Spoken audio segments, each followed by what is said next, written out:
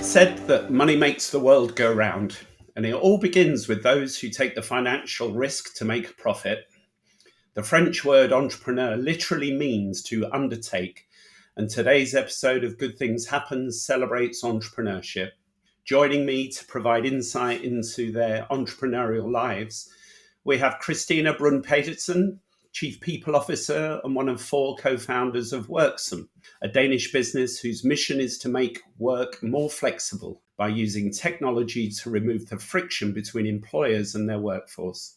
We have Todd Keske, Chief Executive Officer whose mission is to use chemistry to build a better tomorrow. And as the inventors of EcoMate, Todd's company has revolutionized foam production to eliminate the need for harmful CFCs. And we're also joined by Tasnim Ghiawadwala, Global Head of Citi Commercial Bank. Tasnim and her team specialize in serving entrepreneurial businesses with ambitions to grow internationally. Welcome, Christina, Todd, and Tasnim. Christina, I'd love to hear your story. You started Worksome in 2017. What were you doing professionally before your startup? So I was working at a Danish telco company, working within the HR space. I've been working as an HR professional all my career, and I think it was really within that space that I felt that I was part of, many processes and structures filled with friction in terms of how we staff effectively, how we attract and retain effectively. So I think basically, reflecting on how can we build a product that can support companies better in managing their hybrid workforces, and the future of work, and understanding that we have to incorporate more flexibility really resonated with me and my co-founders, obviously.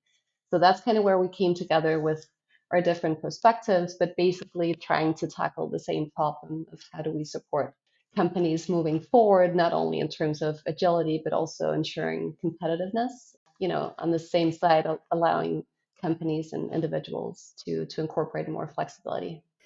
And Todd, Foam Supplies is a family business, right?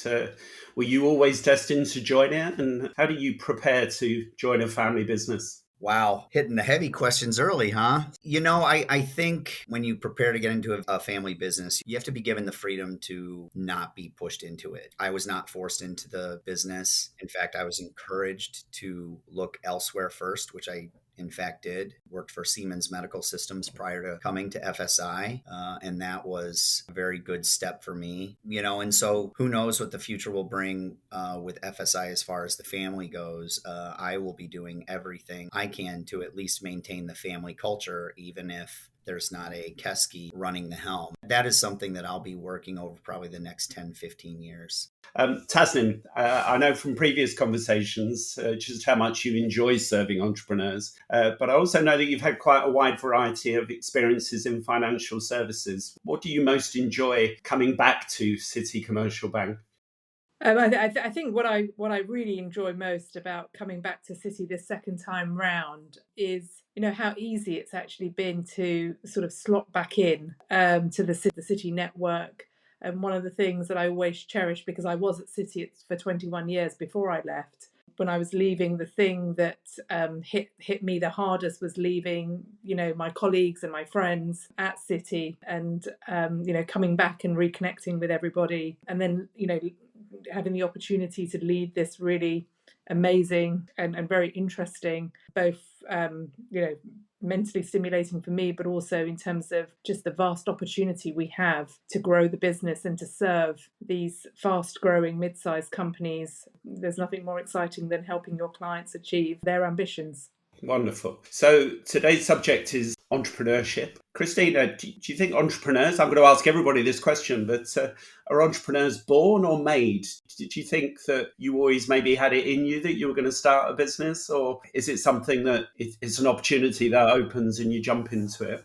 I would go with the latter. I think from my perspective, at least, I was not too sure that I wanted to build my own business. We basically came up with an idea that it was too good to not, push through. And I think in order to succeed, I think you really need to start there and not, necessarily driven from a passion of wanting to build something, but you would need to point out that this idea is just too good to not pursue.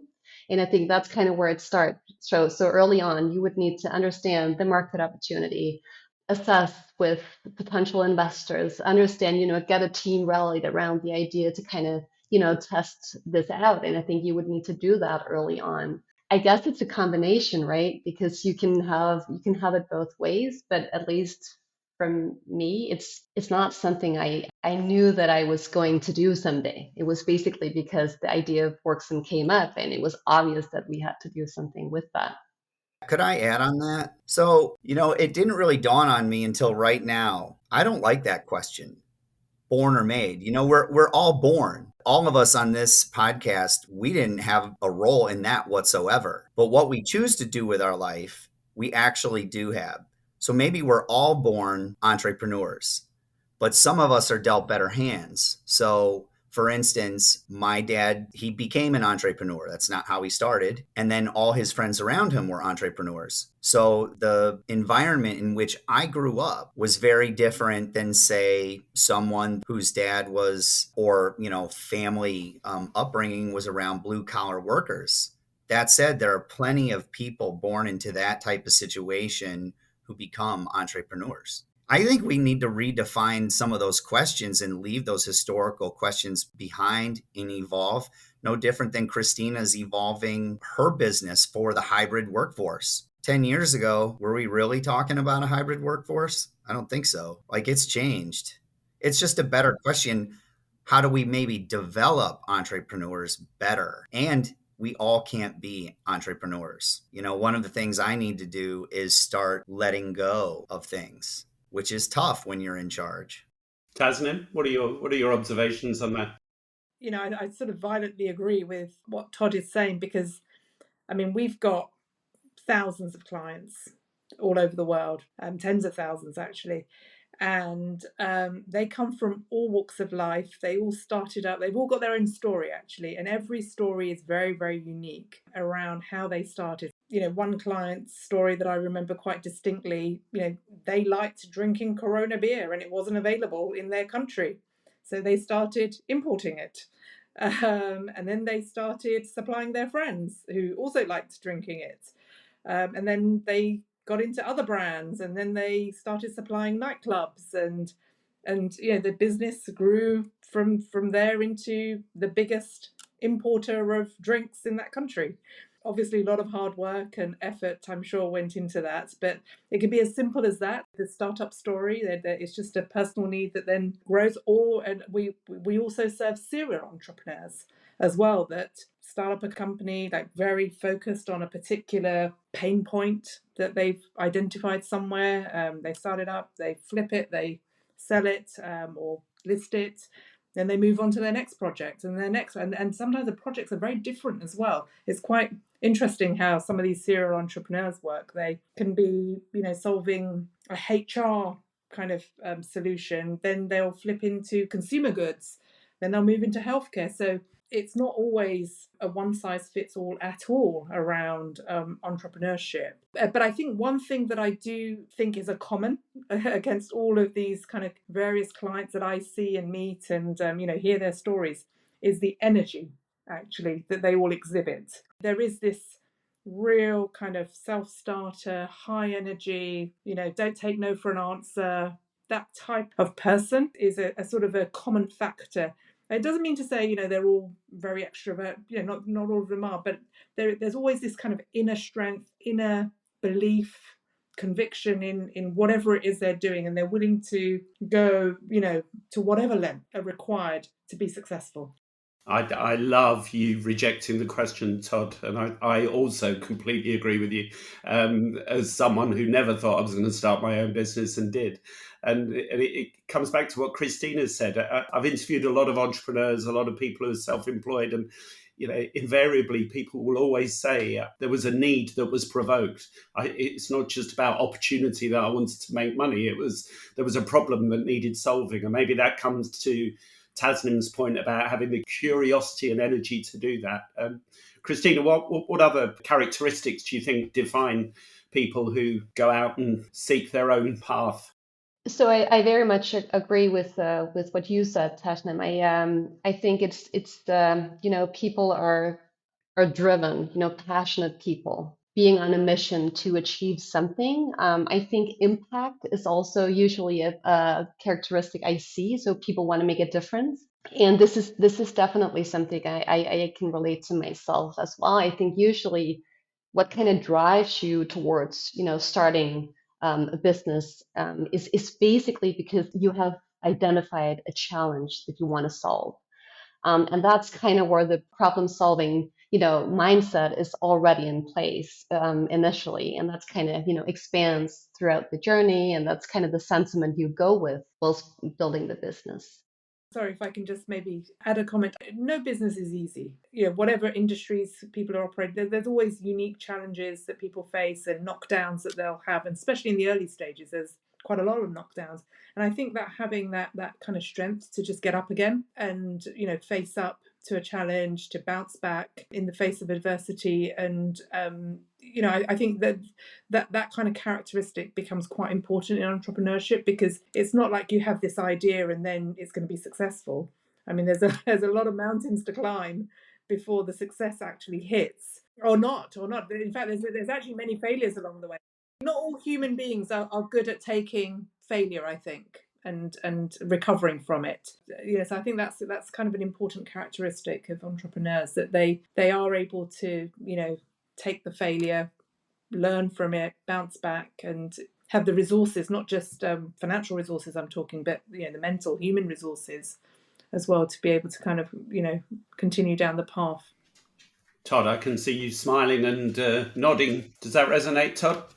Oh, for sure. Yeah, I think I'm fairly resilient to failure. In fact, I think that's a lot of my upbringing. In lower education, especially, I didn't catch on quick, right? And so I had to just power through, and it just took me longer, and then at some point in time, more light bulbs turned on, and it was my perseverance that really carried me through. What I found is, in my work life, it's much easier to bounce back from those failures than it is in my personal life. I'm more aware on the work side, and I have some blind spots on the personal side. And, you got to kind of pay attention to that too, because we're all one person. We have a work world and a personal world, and they both have to be in a good spot for us to be the best who we can be. Christina, I can see you nodding. We talk a lot about mental resilience at Worksome as well. And I think that's a really good point. I guess just the premise for, how we operate, and that's every mistake is a learning opportunity for us to grow as a company, as individuals. So it's important for me as well that we have an environment where we can kind of become that learning organization that I want us to become, and that comes with understanding. And taking, basically seeing the failures of the company as these learning opportunities, and make sure that you do learn from them and share experience and have the awareness around how to build back better, or how to improve until the next time or the challenge arises. So I think, and that comes with a lot of trust. So if you really want to have that mindset, and you want to have that throughout your organization, you would also need to invest a lot in trust, making sure that you have that organizational trust installed everywhere in the company, because otherwise I don't believe it will necessarily have the impact you want. I'm getting a lot of sense of forward momentum when I'm hearing words like energy, and it seems to really set entrepreneurs apart. I used that word mission right at the beginning in the introduction, and that kind of gets overused, but I do sense that there's mission in everything that you're saying, is that, we're going forward, we've got to come up with something new, or we want to solve some problems. Am I hearing right? I think so. I think you heard that right, or that, that I think that's an accurate interpretation of what's been said. Sometimes I think us entrepreneurs or leaders, we have to pay attention to the high energy that we do bring, right? We're very passionate, we're very high energy, and, maybe the vision is very clear in our minds. Sometimes we have to take a breath and say, did we articulate that vision? This is also something I need to work on. And who am I leaving behind by not effectively communicating that vision? And in family business, that's tricky and different because you have the business side and you have a family side. You got to pay attention to all those things. So it's also something I'm working on for 2023. Christina, you've expanded incredibly quickly internationally. Was that always going to be part of the plan? So obviously, when you're on a mission to become a global company, we are after expansion. But of course, we want to make sure that it's meaningful in the sense that, we have a beneficial situation when we do so, and it's well planned and coordinated with our initiatives and our products and potentially partnerships. So when we, for instance, expanded into the UK was actually because we landed a big client that we could kind of partner close with. And I think in the beginning, we saw a lot of value coming from some sort of co-creation. So we were always looping back to our clients to really understand what are their needs. And we kind of created the product, always circulating back. And I think that's that's what we will continue to do for sure. And then again, we have mapped out strategic markets that are important for us to be in as well. But that also comes from an ask of our clients, existing clients as well. So I think that's going to be our strategy going forward. But obviously, yes, achieving the mission of becoming the platform for the future of work, then we will need to focus a lot on expansion. If I may ask a question, so when you started up, did you want to be global from the point of startup, or is it something that you did at the beginning, like domestically, and then sort of later on you thought, oh, maybe we can go global? So basically, we were pretty set on the global scope from the very beginning. We were building this, tech case, you could say, and we knew that the Danish market was not that, big or attractive, to be fair. So I think full transparency, the reason why we founded the company in Denmark is because we're all Danes living here. But we pretty early on, we kind of knew that yes, we were going international globally. That's also why we were from the very beginning. I was very focused on diversity, making sure that we had many international profile. We were outnumbered as Danes early on, and that was fully intentional. So I think we really wanted to get the right offset and to be able to tackle that competition at a global scale. Todd, you as a second generation leader, I think you were instrumental in global expansion, or I certainly read that. Is that right? And what dictated that? Yeah. So mostly I wanted to, but I would say it was also heavily pushed regulatory by the United Nations. We did some work with what's called the UNDP, United Nations Development Program, who pushes technologies from developed countries to Article 5 or underdeveloped countries, but mostly because I wanted to. And my parents had some global aspirations before. I mean, they sold some product globally on a very, very small scale. So it was also an ambition just to build upon that. Early on in my career when I first started with them, surely it was a lofty ambition, but it wasn't really my focus. I think a lot of your competitors are global companies. So did it feel a bit like David and Goliath? It is very much a David and Goliath situation. They're conglomerates. And so the businesses that specifically we're about the same size, right? And that's not necessarily understood by customers or Joe Blow public because, their conglomerates share the same name, right? But look behind the curtain, the specific industry of which we're about the same size. And even that was a little bit unknown to me until last couple of years. Tasnim, you work for a very large organisation in Citi, I think over 200,000 employees. But I sense that there's quite an entrepreneurial spirit within your team as part of the commercial bank because you're serving entrepreneurs. And is that important that you recruit with that mindset? How do you perpetuate that culture? Yeah, so absolutely, it's a fundamental part of our culture. And the reason for it is because of the sheer range of clients that we serve. I mean, we we serve clients in the commercial bank from $10 million sales all the way up to $3 billion. And even above that, we've got even larger clients than that in the commercial bank. So we're able to support the clients through their entire growth journey from kind of startup to them being a very large, very global business. And so when I'm thinking about the types of bankers that we have and that we want to recruit, people who can kind of really think very much about how they partner with the client through that growth journey that the clients have is very, very important, because clients don't stand still. There are many things that the clients are trying to achieve for themselves. Some are looking at innovation, product development. Some are looking at global expansion. So having bankers that are multifaceted and can kind of understand all of that is very important. I would also say that the role of the banker over the last, I'm going to say, 10 to 20 years has completely changed. If I think about bankers of the past, they would probably try and wow their clients with their financial knowledge, sort of blind them with science or financial science. But you can't really do that anymore, because I think clients are very sophisticated.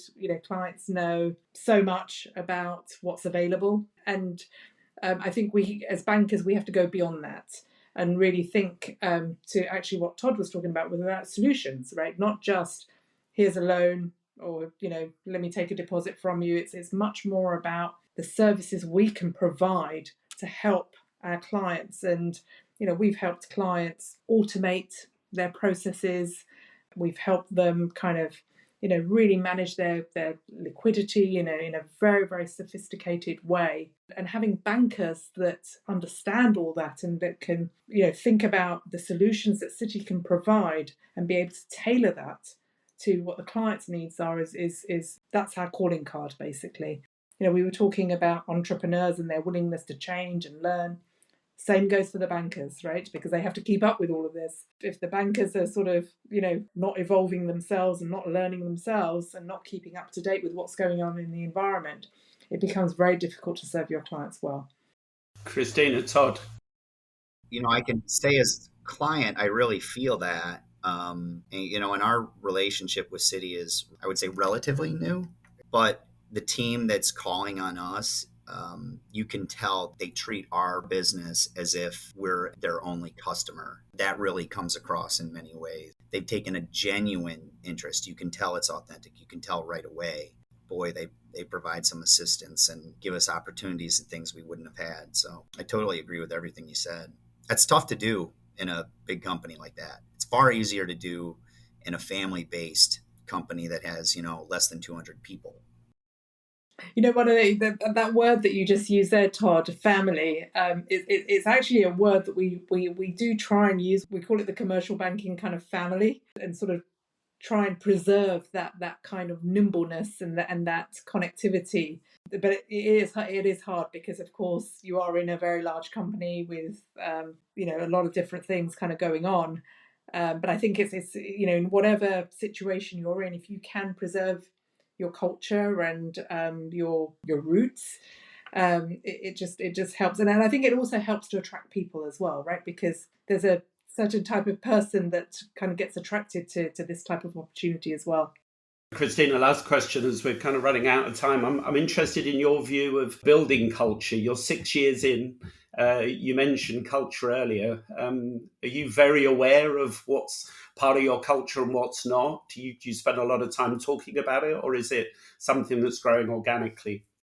So I think from early on, you would have to make it a conscious act to steer it in the right direction. Of course, you want to make sure that it's, evolves organically, but you would need to provide some sort of framework that you do articulate. So yes, to answer your question, at Worksome, we are pretty explicit about what we want and what we're trying to achieve with our company culture. And this is something you would need to re-emphasize, over and over and over again. So how we work with it is basically to allow, a framework, articulating some values that you feel is authentic, scalable, basically what you want to achieve, and then share that with the company, and then make sure you have some strong culture ambassadors within the management team, for instance, and other places in the organization that you kind of play strategically in that communication, but also interactions on a daily basis to reinforce the culture you want.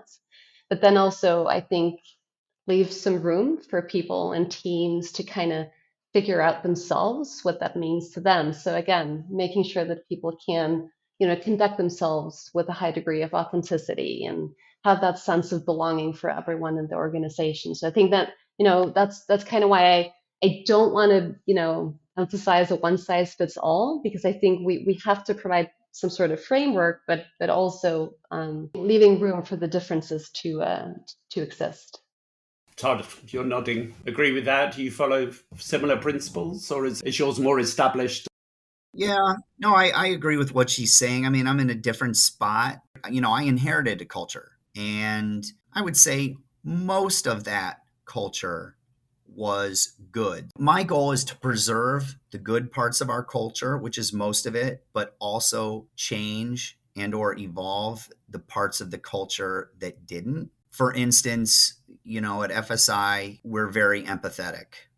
Some would say empathetic to a fault. I would say if it were at a fault, it hasn't hurt us that detrimentally yet. And so to continue being empathetic. Differently, one of the things that we need to continue enhancing, that I've done a decent job, but I need to just not lose sight of it, is creating safe spaces for others to communicate their big ideas. I'm doing that with our engineering department and just kind of letting them drive the wheel. They have the expertise, they have the youth, the energy, the knowledge, and they're automating some of our processes, which will help save us money. And so it's things like that. I don't want to abandon the good things that got us here, but I want to change and evolve some of the culture pieces that will take us into the new eras. And Tasnim, commercial bank's been identified by Jane Fraser and Paco as one of the priority businesses, the growth businesses, and you've got great growth plans, I know. Talk to us about those, and how do you hold on to that entrepreneurial culture as you grow? Yeah, so I mean, we're obviously a very mature business. Citi's been around for more than 200 years. So, there is an embedded culture. But over the last 20, 25 years, there's been, multiple cultures that have kind of merged together through various, mergers and acquisitions that have occurred to create the Citi that we have today. And, as we move forward in the commercial bank in particular, Dorian, just answering your question, we are growing very fast because we also have very big ambitions to grow our business and expand globally and serve more and more clients.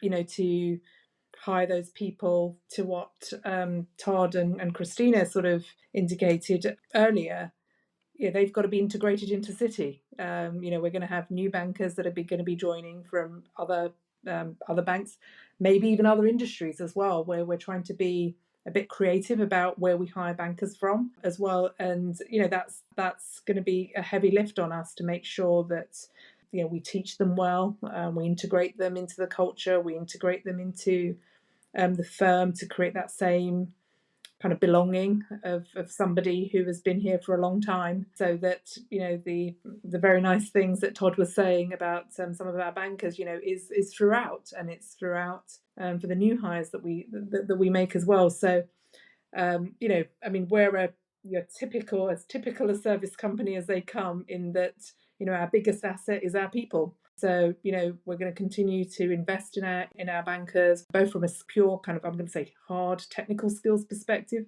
but also all the soft skills that are needed. Somebody asked me a little while ago, when you're hiring people, what is the most important skill that you look for? And my answer to that was adaptability. Because we can teach people pretty much anything, but they've got to be adaptable enough to pick it up and kind of run with it. So I think as we think about the future for the commercial bank, I think having adaptable, high energy bankers that are very very much orientated in providing good service is going to be the mark of how we become successful. Wonderful. I fear we've run out of time.